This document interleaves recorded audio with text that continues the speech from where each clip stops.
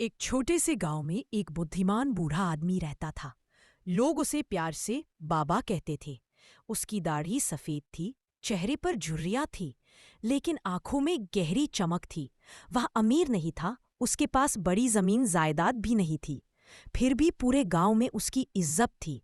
जब भी कोई उलझन में पड़ता, झगड़ा होता या जीवन में राह न सूझती, लोग बाबा के पास सलाह लेने आते। बाबा का घर गांव के किनारे एक नीम के पेड़ के नीचे था। वही नीम उसकी छाया था, वही उसका साथी। सुबह सुबह बाबा वहीं बैठकर ध्यान करता, फिर गांव के बच्चों को पढ़ना लिखना सिखाता।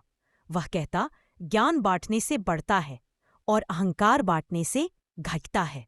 एक दिन गांव का एक युवक रमेश बहुत परेशान होकर बाबा के पास आया। उसने कहा, बाबा, मैं बहुत मेहनत करता हूं, फिर भी सफल नहीं हो पा रहा। दूसरे लोग कम मेहनत में आगे बढ़ जाते हैं, मेरे साथ ही ऐसा क्यों?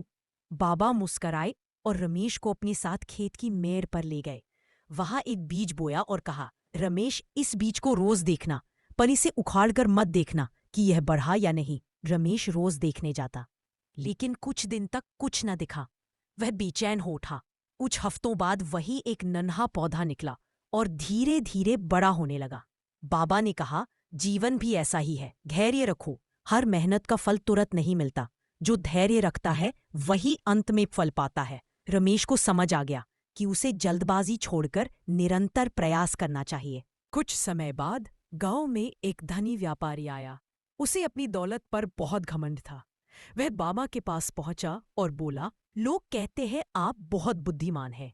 अगर आप सच में बुद्धिमान हैं तो बताइए, इस गांव में सबसे बड़ा आदमी कौन है?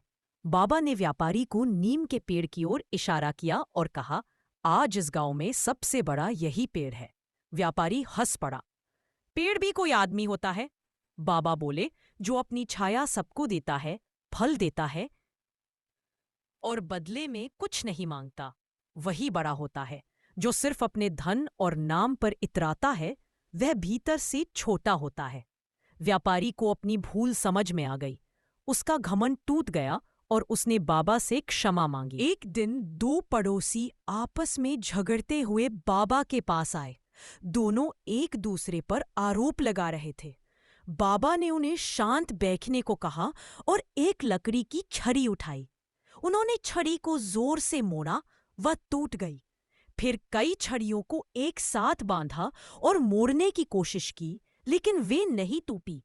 बाबा बोले, क्रोध इंसान को अकेला और कमजोर बना देता है, ठीक उस एक छड़ी की तरह। लेकिन समझदारी और एकता हमें मजबूत बनाती है। दोनों पड़ोसियों को अपनी गलती का एहसास हुआ और उन्होंने झगड़ा खत्म कर लिया। सच्ची बुद्धिमानी उम्र, धन या ताकत में नहीं होती, बल्कि धैर्य, विनम्रता, करुणा और सही निर्णय लेने की क्षमता में होती है।